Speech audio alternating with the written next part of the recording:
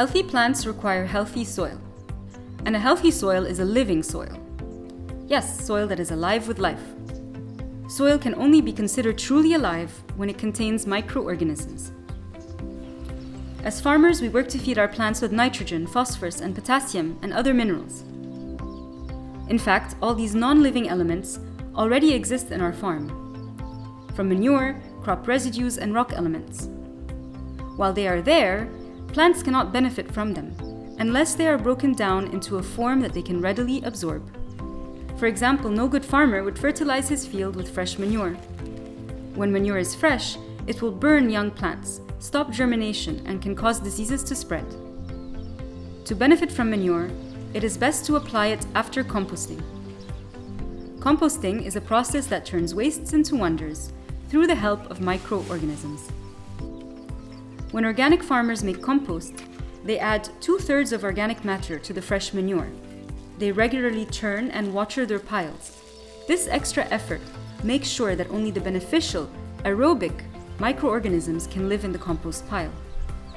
Aerobic microorganisms are what we need as farmers to make soil healthy.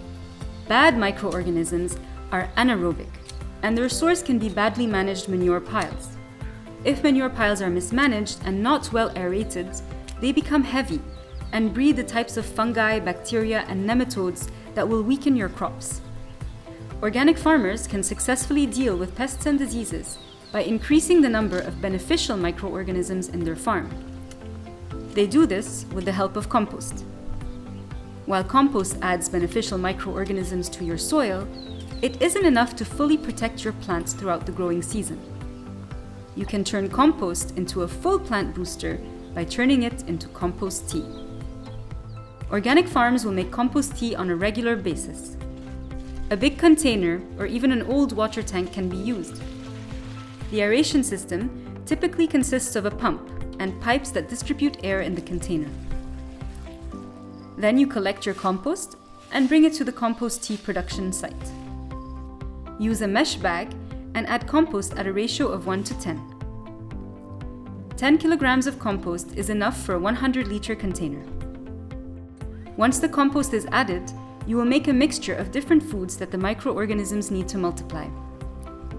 An unprocessed sugar is added, like molasses, creating the conditions for rapid multiplication of beneficial bacteria. You also add other foods like fish oils that help the rapid growth of beneficial fungi.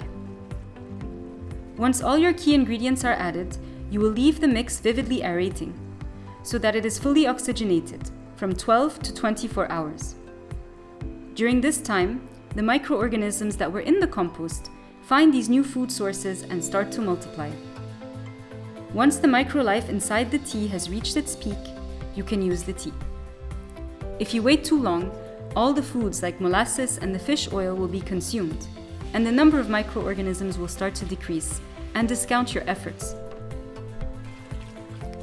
Collect the tea so it can be added to your irrigation water, and slowly make its way into your soil, supporting the area around your plant roots. 60 to 70 liters of compost tea will be enough to irrigate one feddan. But even better is to dilute the tea and use it inside a sprayer. When spraying compost tea, the microorganisms stick to the leaves. We do this because there are naturally occurring sugars on the leaves that can give life to many bacteria and fungi that weaken your plants. Instead of leaving it up to luck, you can spray so that the beneficial microorganisms, not the bad ones, make your plants their new home. Spray every 10 days, therefore generating a continual presence of good microorganisms. Spray more often if your plants are weak, or if your soil lacks nutrients, as the microorganisms will make them available for a good crop. Making compost and turning part of it into tea are the founding steps of a transition towards organic farming that harnesses locally available natural resources. Next time, over a cup of tea, discuss the benefits of compost tea with your fellow farmers.